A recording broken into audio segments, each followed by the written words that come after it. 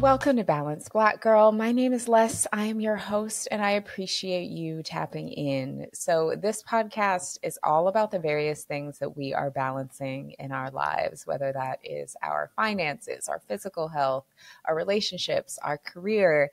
And a big part of that is our mental health. Now, I have talked about mental health in so many different forms on this show, but I haven't gotten specifically into some mental health conditions. While we've had general mental health conversations that do touch on conditions like anxiety and depression, because those are very commonly talked about, we haven't talked about other mental health conditions. And today we have a special episode in partnership with OCD, where we are learning specifically about OCD, or obsessive compulsive disorder, with expert Saraa Lee, who is an OCD trained therapist and a therapist with OCD, who really helps people navigate their OCD diagnosis and helps them with effective OCD treatment.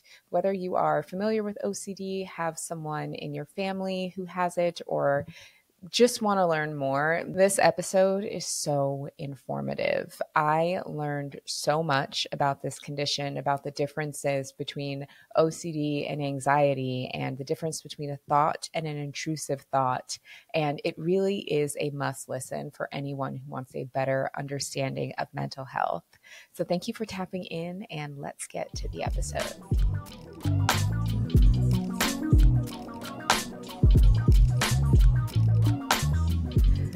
Saraa, welcome to Balanced Black Girl. Thank you for joining me today. Hi, Les. I'm really happy to be here. Thank you for having me. Oh, I am super excited. Today's episode is going to be such a treat, so informative. Over the years, I've talked about mental health on this show many different ways, but we've always talked about it in a very general sense, and we haven't gotten as much into specific conditions that people are living with. And so I'm really, really excited to talk to you specifically about obsessive compulsive disorder today, because it's a topic that I don't think many people are particularly educated in, and definitely one that I don't think we talk about enough in wellness spaces. I wholeheartedly agree, and I would say, I was a licensed therapist before I learned about OCD. So it's, the idea that the broader community isn't talking about it, the broader wellness community isn't talking about it, it just makes a lot of sense. Many therapists aren't talking about it. That's really interesting that it's not necessarily taught or talked about in some therapy spaces. Why is that? Is it because therapists will need to specialize in it to learn about it, or is it just kind of overlooked? Well, overall, therapists are trained to be generalists. That's just overall. The things that most people will tend to deal with include anxiety, depression. I think that's like kind of in general what we're all trained to be able to navigate well. Anything beyond that, you're correct. It's specializing, you know. Yeah. And even within anxiety and depression, there are many different kinds of treatments and different populations you can specialize with. Therapy is a science and an art, and there's so many nuances to practicing with each different person. And so amongst all that, it can be, I can see how OCD would get lost, and I think that's a little bit of what happens. That definitely makes sense. I'd love to take it a step back so that listeners who are new to learning about OCD, much like myself, I'm excited to be here in a space of really learning about it, can understand the condition more. Can we talk more about what OCD is? Mm-hmm. So OCD stands for obsessive compulsive disorder. Um, I want to normalize for a moment that we all have brains that have nuances and that do their own thing. The research says that most people have some form of intrusive thoughts. So you're kind of minding your business, doing the dishes, and you have a random thought like, oh, what if I stub my toe and, it hurts really bad, or I better be careful when I step out of the kitchen? Or what if I drop this glass right now? Like sometimes people have those thoughts. It's common. Most people have the thought, and they just kind of move on. The person tends to react very strongly to those kinds of thoughts as though they are determinative, as though that thought has meaning, as though that then means that that will happen. And so they tend to do behaviors to try to prevent that outcome. So we call those behaviors safety seeking behaviors or compulsions. So I have the thought, I'm doing the dishes, I have the glass in my hand, I'm wiping it. What if I drop it and it shatters everywhere and glass gets in my eye? That sounds terrible. You know, anybody would be a little uncomfortable with that thought. But like I said, most people can just move on.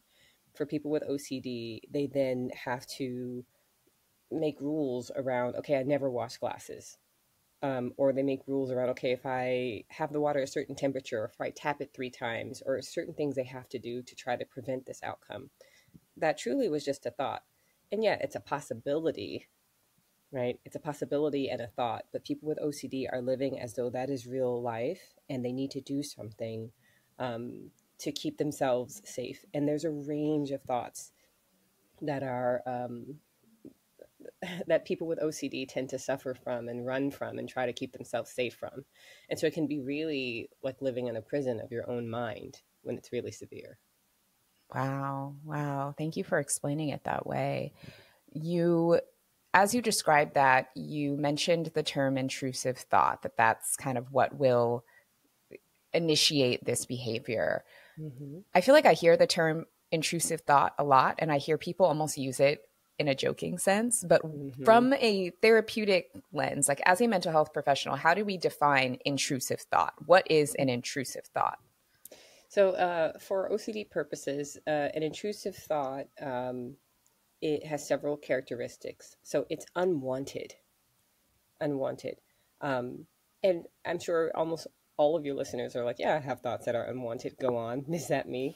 So it's common, you know, but with OCD, it's also repetitive. It's just happening every time, anytime you're minding your business and it's just coming up. You're not necessarily choosing to think about potential disasters with dishes. It's just happening. Um, so they're repetitive, they are intrusive, they are unwanted. So we tend to call those intrusive thoughts, but those are all the different pieces that define what an OCD intrusive thought is.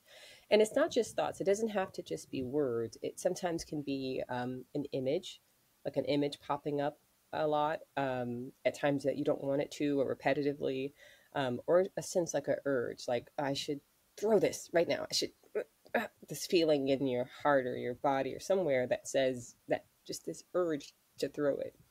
Um, so it's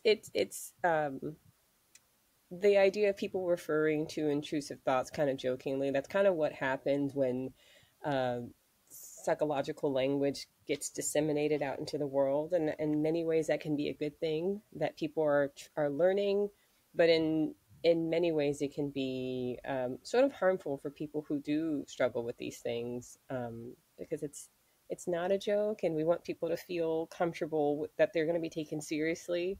Um, and yeah, so this is a great opportunity for people to learn, like, you know, what an intrusive thought is and what OCD is. That's another thing that commonly becomes a joke, like, oh, that's just my OCD acting up.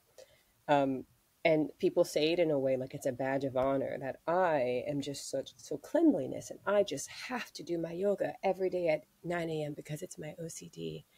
And that's also very harmful for people because it can be very debilitating. It's very painful, and it's not pretty, you know.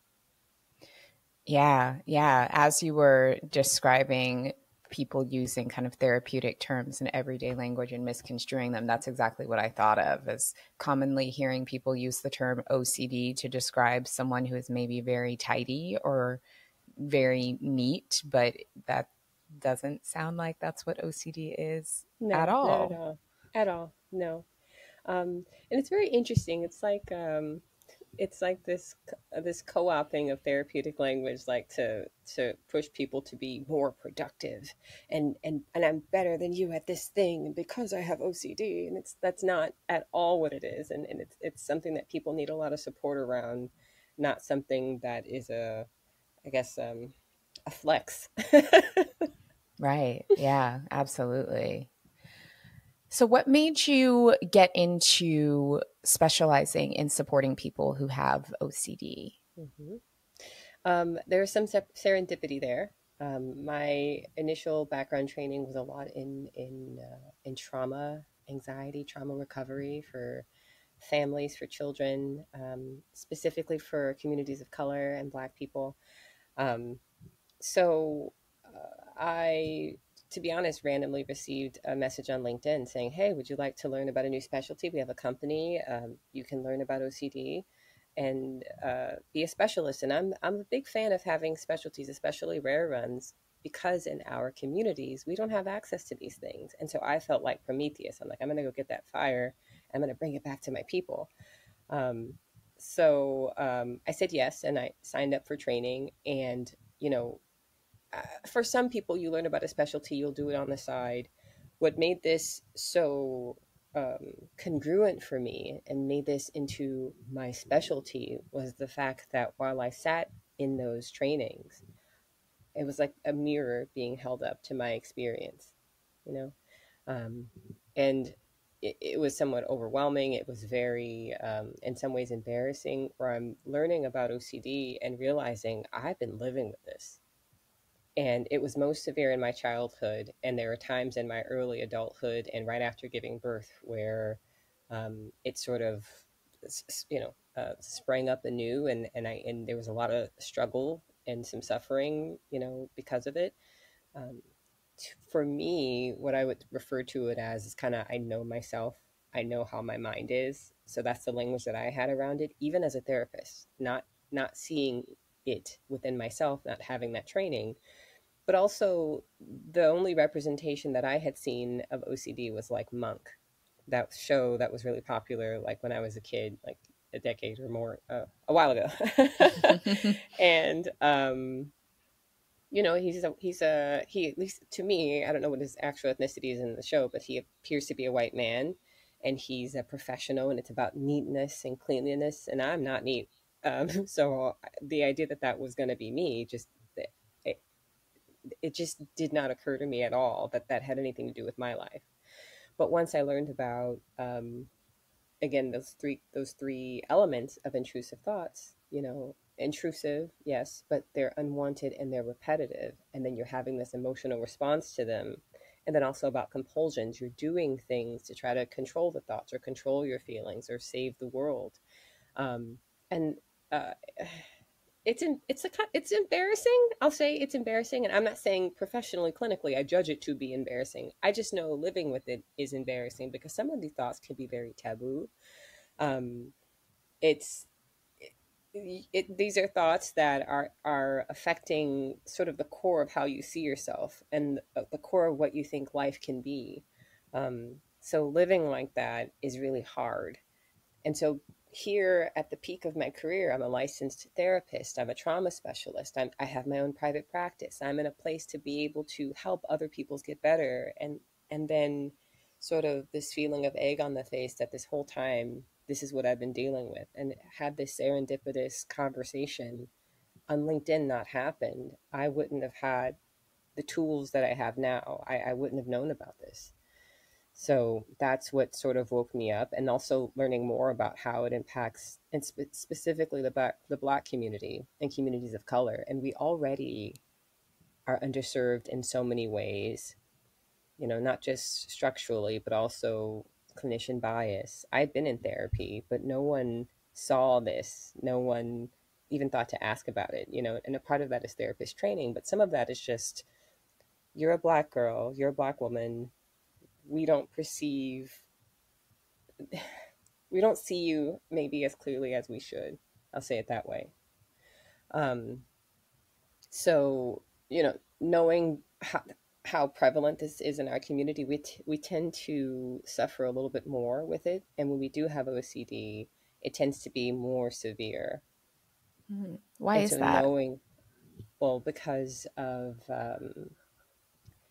so when it comes to pretty much anything, we have a combination of genetic factors, um, and then environmental factors, and then, and that includes like life experiences and stressors. And racism is a constant, lifelong stressor that is always in your face unless you're at home listening to Balanced Black Girl by yourself. That's the one little corner of peace that you can create for yourself. But otherwise, you're constantly interacting with people's perceptions of what Black people are.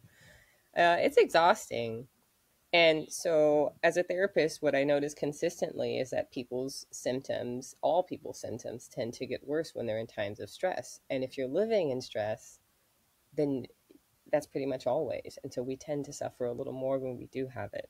We also have really interesting themes sometimes. Like I've seen, and this wasn't necessarily a part of my training, but I had good enough training to be able to see all the different ways that OCD manifests. Racial identity OCD. I have experience with that. And it was very fascinating. So I think there's other little pieces of OCD experience, even sometimes when people are trained, that they might miss with us because they're not trained to see it. That if somebody's light skinned, then this obsession over whether or not people see their blackness. If somebody's dark skinned, this obsession over whether or not people are um, it's really sad, but whether or not people are viewing them as a bottom of a racial caste and color caste hierarchy, and what they need to do to be clean to stay away from that negativity. Um, so these are some really interesting nuances that we again tend to struggle with.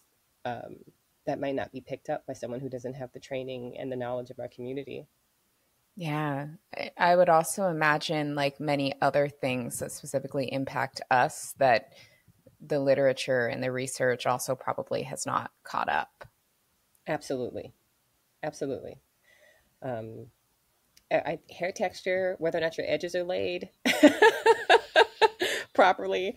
As a person with lived experience myself, I had this obsession, when you get your hair straightened, for those who have or continue to, and I'm talking like press and comb, I didn't have a perm. And so when you get your hair straightened, if I had one little tiny drop of sweat at all, I just wanted to wash my entire head and just start over, just make it curly again. To me, I'd rather have full head of curls than have a little tiny bit that's curly again and the rest straight. So that was a manifestation of my own just right OCD. And if someone doesn't have training in our community and the way that we move through the world, somebody would miss that.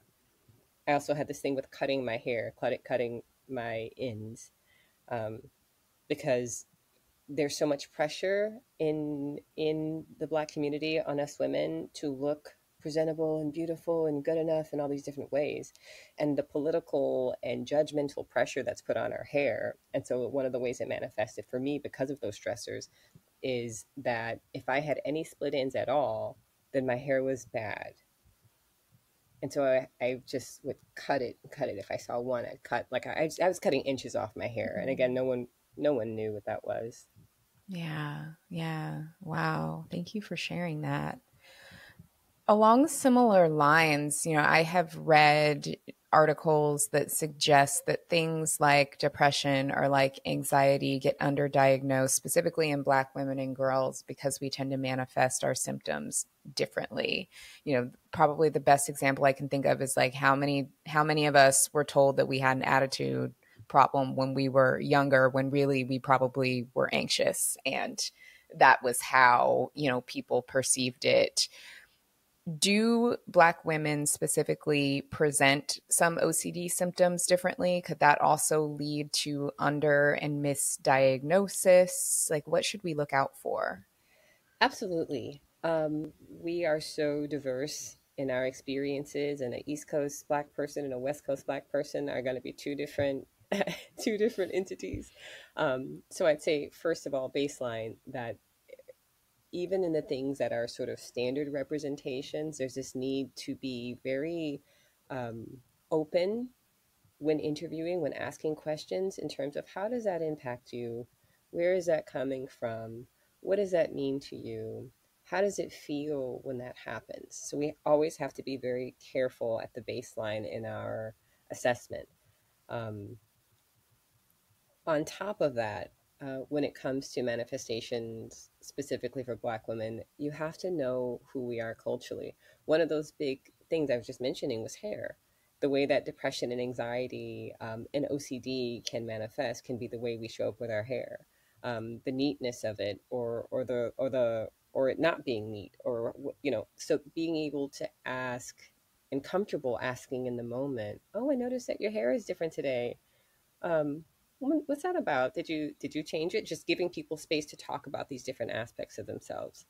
um, I think that because for example, we tend to be more religious than other communities. I think the research says that, like, for African American people and other Black people of the diaspora who live here in the United States, um, those who say, I believe in God with 100% certainty, I think it's like 80%. It's a significant portion of us. And for that reason, we tend to have more manifestation of religious OCD, because these themes are more present in our minds, just culturally, very broadly. Um, it can also look like silence and withdrawal and avoidance because of historically not being encouraged and typically having access to have these kind of conversations. So for some people, they may say something sooner, um, say something around, "Oh, I can't touch that because then this will happen," or just saying these things and with some expectation that someone's going to listen and not totally ostracize them. They may or may not believe that it's OCD, or may not know about that, but they at least are feeling comfortable that someone's going to hear them. um, if you're Black and you say, I can't touch that because this other thing will happen, well, there's a concern that somebody's going to take you seriously and call the police on you, or call Child Protective Services on you, or say that you are schizophrenic when you're not. And so I think because it's a little scarier for us.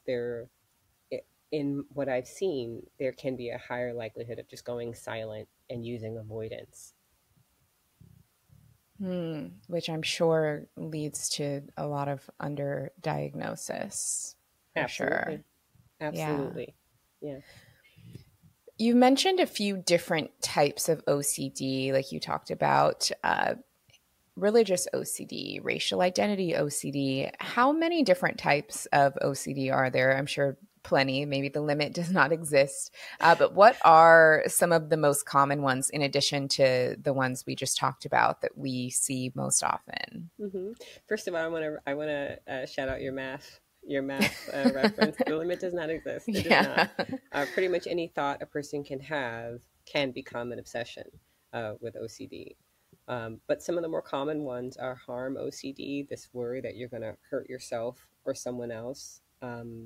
Existential OCD, where people sort of get like, is this real? Am I real? What if this is the Matrix? What if I wake up tomorrow and it's not tomorrow and it's yesterday? Like, people can get sort of caught up in that.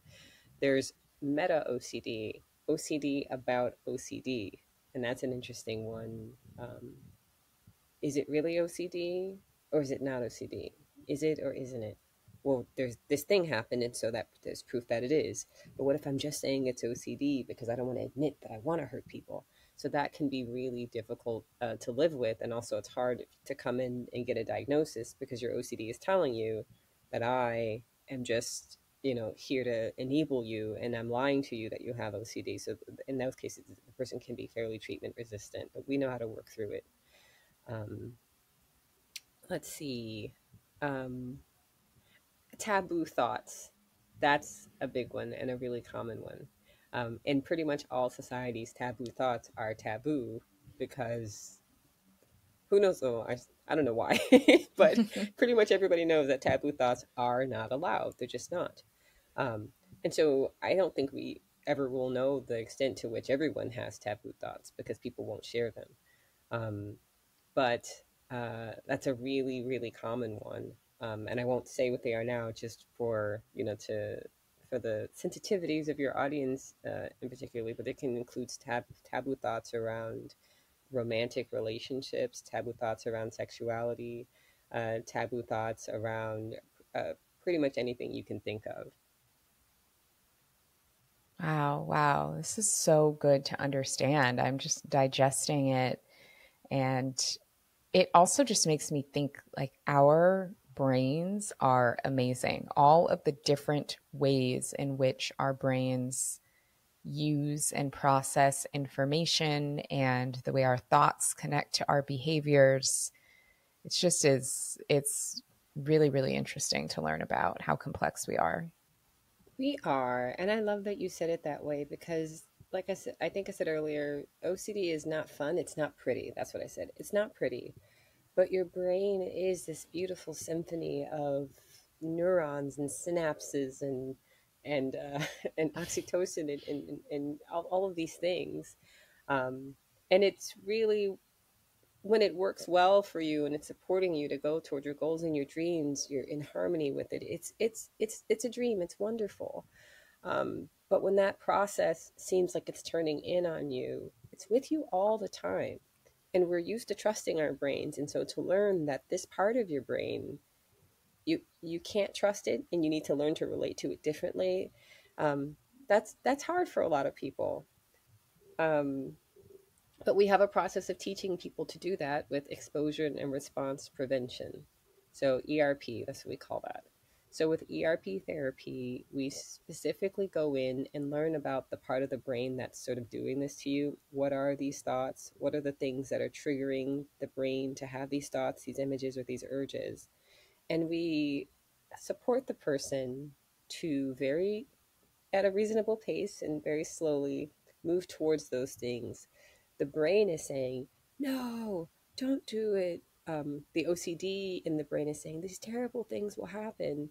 Your emotional system is activated as though there's something after you.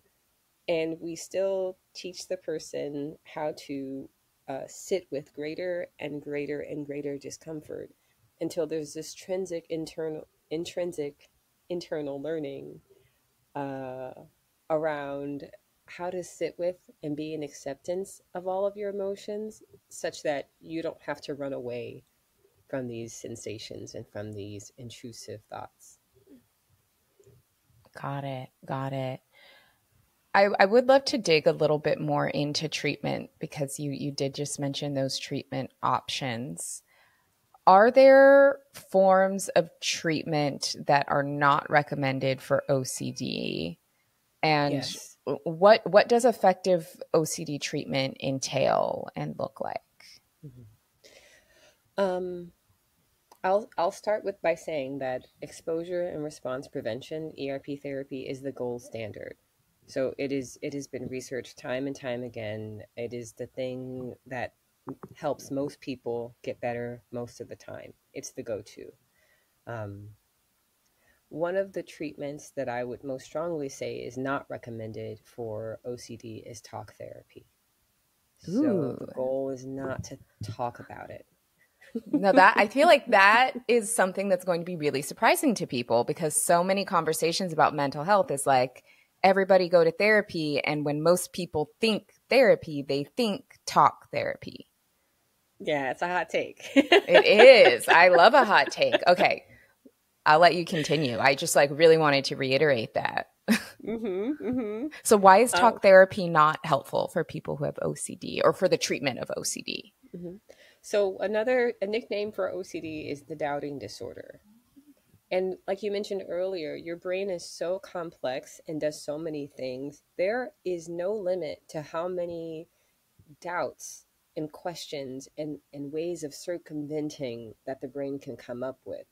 So I used the example earlier of you're doing the dishes, you're holding a glass, your brain says, I'll use something a little more intense. Your brain says, what if I throw this and hurt somebody with it on purpose, you know? Um, Now, if you go into talk therapy and we talk about that, we're trained to say, well, you know, of course, tell me more about that. Where does that come from? Well, do you want to hurt somebody? And what does this mean to you? Like, we're going to open the door to really let all of you in. And talk therapy, all therapy is supposed to do that. All of you is supposed to be welcome, all of these thoughts. But if you do that to an OCD thought, what you're doing is um, you are now negotiating with the OCD. You're having a conversation with the OCD, which makes it bigger and makes it stronger. And so the person, if they don't have the training, which I guess most people wouldn't, they don't know how to distinguish that this is an OCD thought. This feels very real. So they're going into themes of how maybe they're a terrible person and maybe they want to do this. And if the therapist said, well, you wouldn't do that, the therapist is offering reassurance, which makes the person feel better in the short term, and they'll go home and feel good.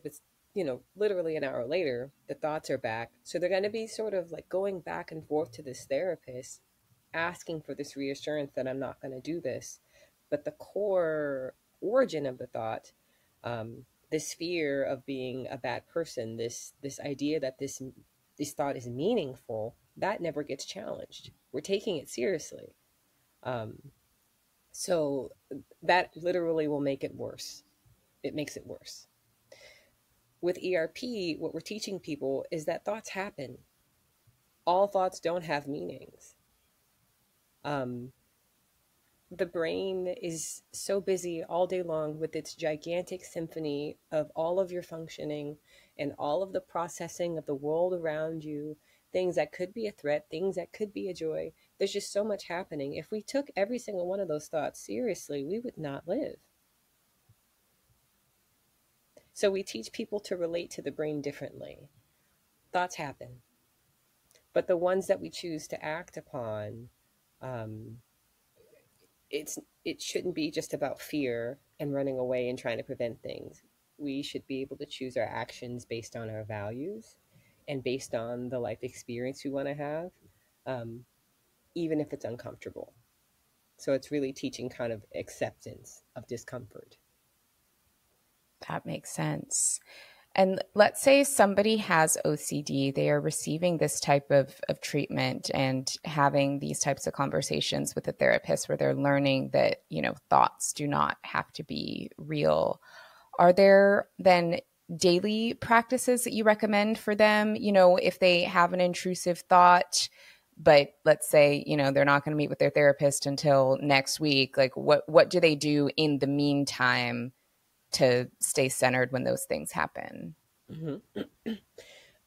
OCD tends to be chronic, and it tends to be something that people deal with a long time before they get help. So many people are used to living with this and living trying to control these thoughts and feelings. Um, and so in sessions, so what we start with is creating what we call a hierarchy. So it's your treatment plan, your customized treatment plan based on the thoughts that you're having, the obsessions that you're having, the compulsions or safety seeking behaviors that you're doing. And we rank them based on the ones that are least intense and the most intense. And the level of intensity is based on like your emotional reaction and how distressing they are. Um, so we start out very systematically introducing things that are less distressing and learning to disregard the OCD and resist the compulsions on the ones that are less distressing. Um, mm, because the person is used to living life this way, it would be really hard to say, okay, stop all of your compulsions now. So Right. what we do is what we work on in session, we tend to assign that for homework. So people start at a level 1 and then they work on that level 1 between sessions and then level 2, 3, 4. Um, and so one way that I talk about it is that they're building their muscle, building their distress tolerance muscle little by little. So there is work between sessions, and it's very clear, and it's something that the person can bite off, something that's the right size for them to chew and focus on, so they're not overwhelmed with trying to immediately change their whole life with this knowledge of ERP. That sounds a lot more manageable and less daunting for sure. Mm-hmm. So I would love to talk about OCD and relationships because one, everybody loves hearing about relationships. Everybody loves relationship content, and I'm not going to give toxic relationship content that people love, but I could imagine that having a condition like OCD definitely impacts how you relate to other people and how you show up in relationships. So, how and does OCD impact people's abilities to have healthy relationships, and how can healthy relationships and OCD coexist better? Oh, I love this question. Relationships are such a core part of who human beings are, and so giving people knowledge about like whether or not it can coexist, like that's so crucial. Um, and so the short answer, yes, healthy relationships and OCD can coexist. So now for the long answer, um, Relationship OCD, I didn't mention that one earlier, but it's one of the common ones because relationships are so important to us. One way that it can happen is that you're having intrusive harm thoughts or existential thoughts about things not being real or taboo thoughts. And this worry that your partner is, just to pick a few examples, is going to leave you because of these things, or that your partner is going to be hurt, that you're going to hurt your partner, or that your taboo thoughts are somehow going to like infect or hurt or negatively impact your partner. Um, Another way that relationship OCD can show up is like just OCD about relationships themselves. Does this person really love me or not? Which everybody listening, everybody has those thoughts. But they become so loud and so distracting, and such a core feature of what's happening in the relationship that the relationship itself can suffer. The person can be constantly asking for reassurance. Are you sure you love me? Are you sure you love me? Okay, I did this thing. Are you sure you love me? People sometimes have thoughts that maybe, we're humans, we have eyes. We know attractive people when we see them. So you see Idris Elba walking down the street and you're like, oh my God. And then right away, you can't help but react. And then right away, the OCD says, you thought Idris Elba was fine. That means you don't love your partner. Mm. And then now this thought is in your mind torturing you throughout the day, and you need to do things like like these behaviors to, I'm going to tell him I love him extra, because if I tell him I love him extra, then it means that that thought is wrong. I'm going to try to stop that thought. Or if I just ask him if he loves me, then that means that somehow that thought, didn't take hold. Or if I um, have to confess to him, I have to tell him that I thought Idris Elba was fine. And if your partner doesn't know about OCD, and we're talking about a heterosexual dynamic here, obviously, if your partner doesn't know about OCD, your partner is going to say, okay, you know, um, oh, of course I love you. It's okay. Or the partner he'll listen to this confession and go, baby, everybody thinks Idris Elba is fine. Or maybe he'll react, you think he's fine? Oh, you think I should be more buff? Like, or whatever it is. Like the person can get involved in these struggles and these arguments with the OCD thoughts. And so now they're having real fights over things that are not consequential to reality. They're intrusive thoughts, you know. Um, so another way to talk about another thing that we tend to say with OCD is that it's a family disease. It's a family disorder. If one person has OCD, the whole house is impacted, because they are either participating in the compulsions and not realizing it, or they are, holding the person accountable for the thought in some way and agreeing that it's real, or they're trying to talk the person out of it, like I mentioned earlier, which makes it worse because we don't talk to it, we learn to disregard it. So pretty much everybody in the house, ideally should get the same training that the client gets. And typically, with OCD, we call them family sessions, family education, family education sessions. That's what they're called. And there's a time that we can meet with the family, sometimes with, sometimes without the client, the member, as we refer to them, and give them knowledge of what they're doing to participate and how they can change. And it's hard for them. It's hard for everyone in the house. So when it comes to relationships, if you're in a serious relationship with or any relationship, but if you're in a relationship with someone who has OCD, it's really crucial that you learn about OCD. And first of all, that you believe us that it's a real disorder. And that no matter how many times your partner comes talking about Beyonce or Idris Elba or whatever it is, although that might trigger your insecurities, it's not about you.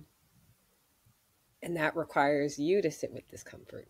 And that requires you to learn about your own emotional system and to learn that your emotions don't need to be run from, that they can be accepted. And you can feel your feelings of fear of losing this person. You can feel your feelings of fear of not being worthy, and know that those are universal feelings, and sit with them and choose to mindfully treat this thought like it's OCD and just say, well, maybe not. Maybe you think Idris Elba is better than me. Maybe you don't. Maybe you do love me. Maybe you don't. I don't know. But let's have dinner. Yeah, I loved what you said about everyone in the family or like everyone in the support system of that person also being trained to understand how to best support and almost receiving like the same training as the person who is living with OCD.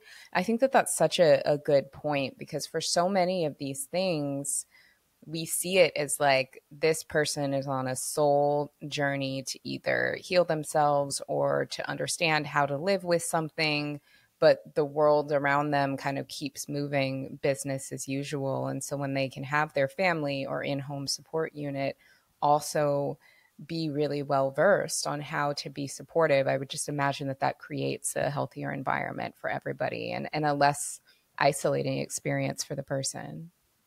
That is absolutely true. And one of the ways that it's hard. It's hard to like understand, first of all, that OCD is real. And I'm telling you not to listen to your own brain, and that your child, that your partner, whether or not they believe these things is sort of irrelevant, that we're about sitting with emotions. When in the history of the United States of America, so I'm just talking, locally for us, do we have education on feelings and what to do with them? I'm I'm still going to waiting to get just my education on that. you got a whole podcast trying to like have these conversations. Yeah. We don't. We don't. And unfortunately, some of the things that commonly we learn is that feelings are bad, that they're wrong, that they need to get fixed, that they need to get put away, that they're inconvenient, that they make you undesirable in some way. You got to go to the principal's office because you're crying or whatever.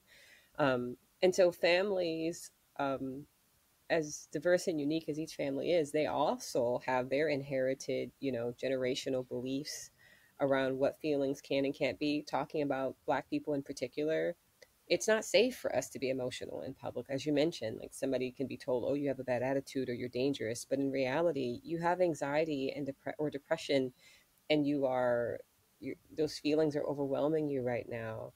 Um, but people would interpret that as you being threatening in some way. So this need to mask feelings and hide them, preferably turn them off so that you can get through life, that is all up and through the way that we survive.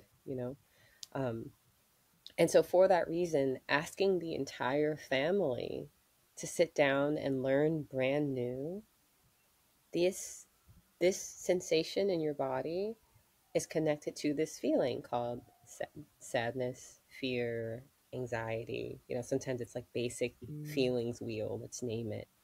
Um, it is okay to have these.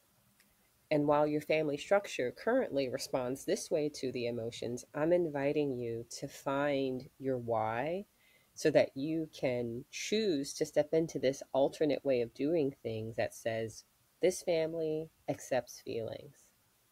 This family, we do that over here.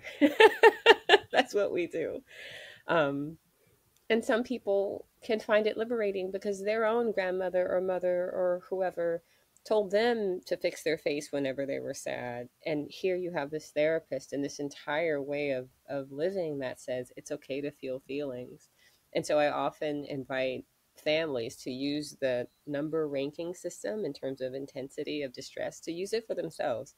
How sad are you feeling today? How happy are you feeling? And just kind of incorporate that into the family or relationship uh, standard conversational bits, like, oh, I was at work today and da da da da, and it was so fun. It was like a 8.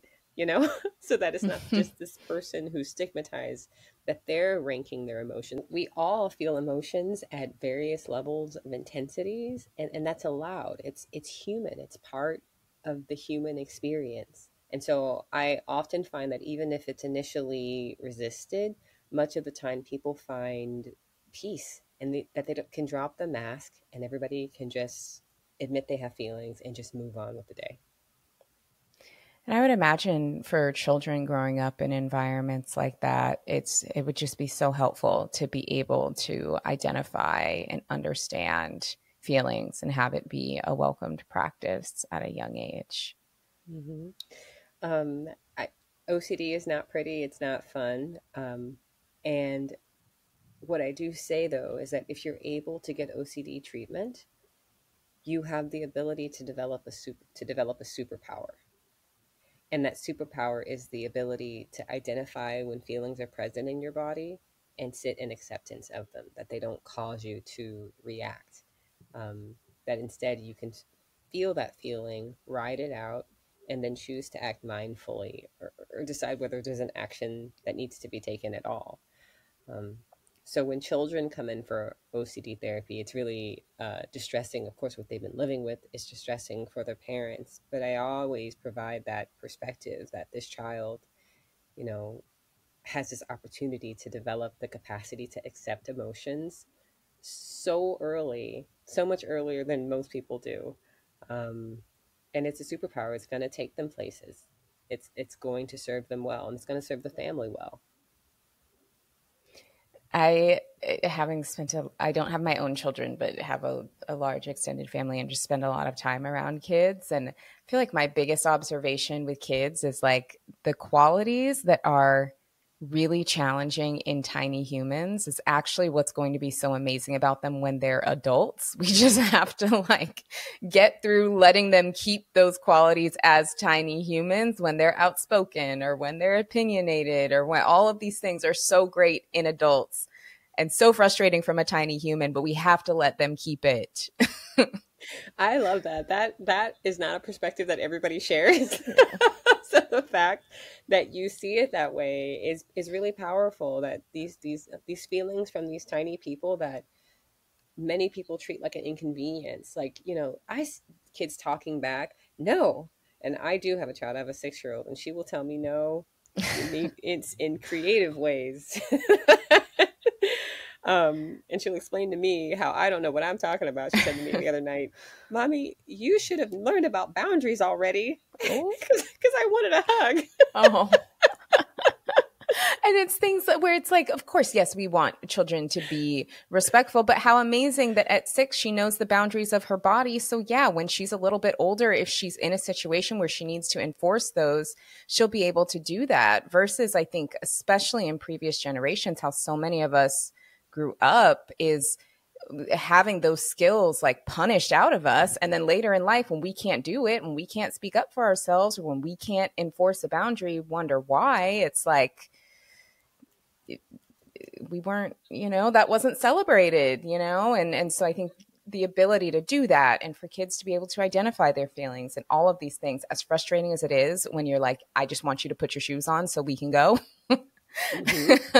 Mm-hmm. are literally the qualities that could very much save their lives later on. And so it's just 100,000%. I completely agree. I tell myself all the time, that's leadership. I sit with my emotions, and then I'm mindful about scheduling the hug that I want when she's okay with it.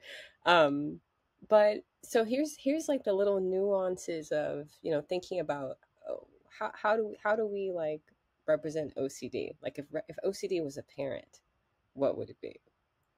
And I think that the OCD is definitely that like restrictive person. You're not allowed to have those feelings. Those feelings are going to get you. Those feelings are bad for you. And so you better do this thing I'm telling you to do. So because I'm going to stress you out with this scenario. Um, what if all your friends don't like you anymore?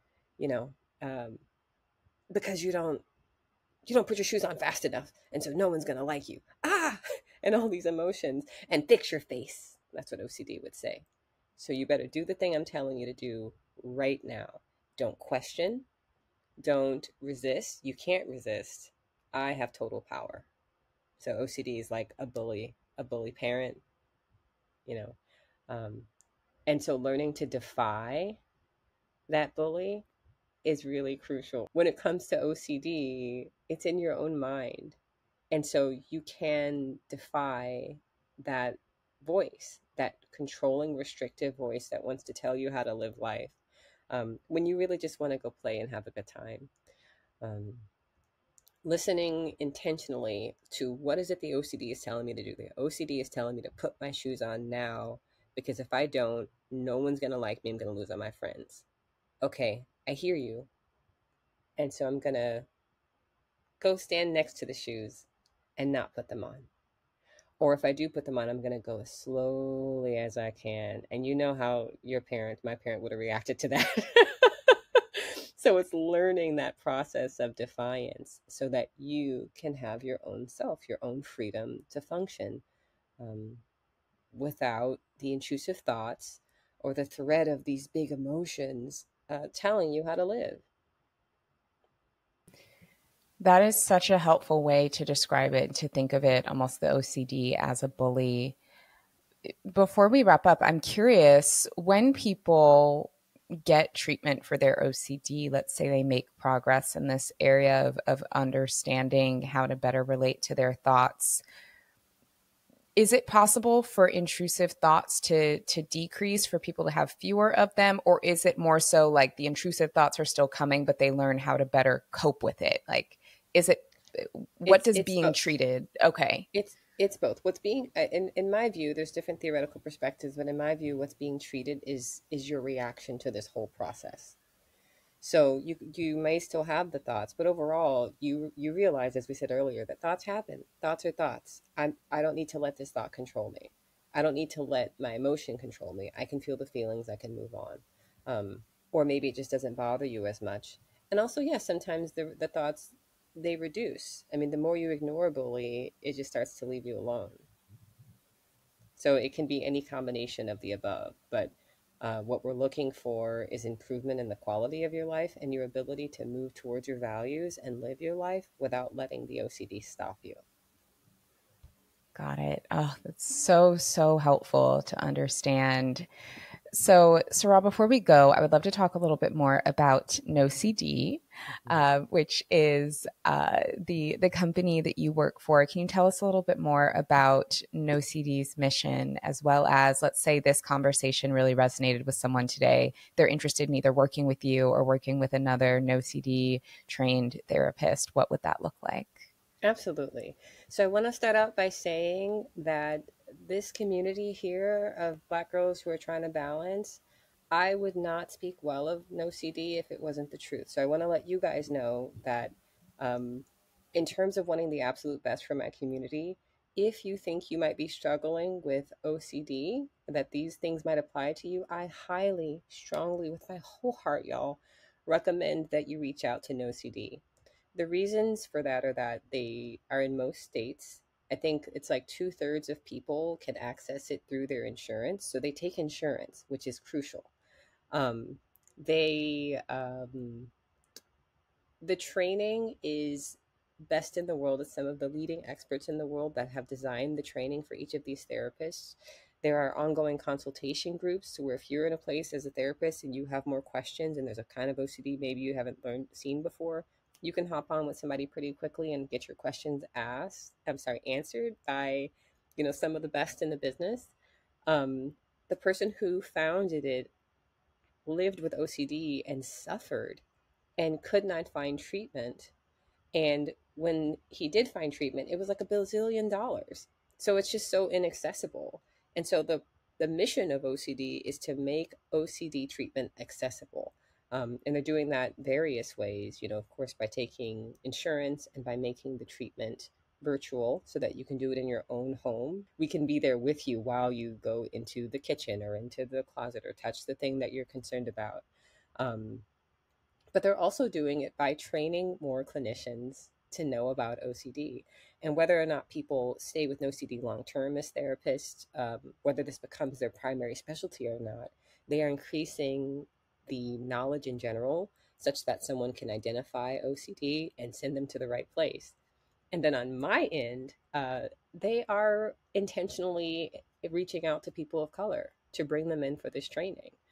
All of the talking heads on OCD that I had saw, not no CD, all the talking heads on OCD that I would have Googled 10 years ago would have all been white people. Um, and I love that for the white community, but I would not have felt invited into those conversations. When I was getting the training, I wasn't feeling invited into the conversations. Like it took a lot of growth and a lot of support from No CD to get to the place where I can be um, a public educator on OCD and getting that confidence. And, for the people listening, y'all know what it's like to be really good at your job and to not be the one picked to be the spokesperson, you know? So I think that OCD, uh, I think that NoCD is very intentional with their mission of getting more people access and a more diverse set of clients access to NoCD. So if someone's thinking about reaching out to NoCD, reaching out for OCD assessment to see if this is you and if you would benefit from this treatment, you would just go to nocd.com, nocd.com. So if you're in a place where you're not ready to schedule your first appointment, it's okay. We have an app that you can download, the NOCD app. And you can learn more about NOCD itself. You can learn more about the process. You can learn more about OCD as you make your decision about whether or not you're ready to make a phone call or schedule an appointment. And typically we get back to you. I think most people can get an appointment within 7 days. So it's pretty quick. Okay, amazing. Well, we will have all of that information linked in the show notes so that people can check out the platform and the app.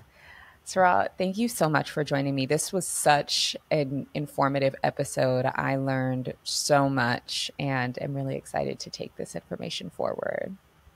Absolutely. I'm so glad to be here. And like I mentioned before, our community in particular, we need more access to this kind of information. So I'm grateful to you for using your platform to host us and so that we can have access to that. And there is going to be a series available on OCD in the Black community. So there'll be more opportunities to learn more about how this affects us.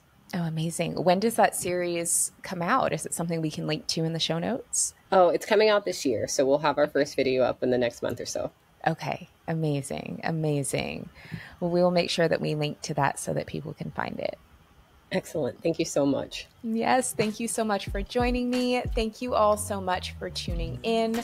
I hope you enjoyed this episode. If you did, please be sure to subscribe to Balanced Black Girl wherever you get your podcasts. Leave us a rating, leave us a review, and make sure you check out the show notes for more information.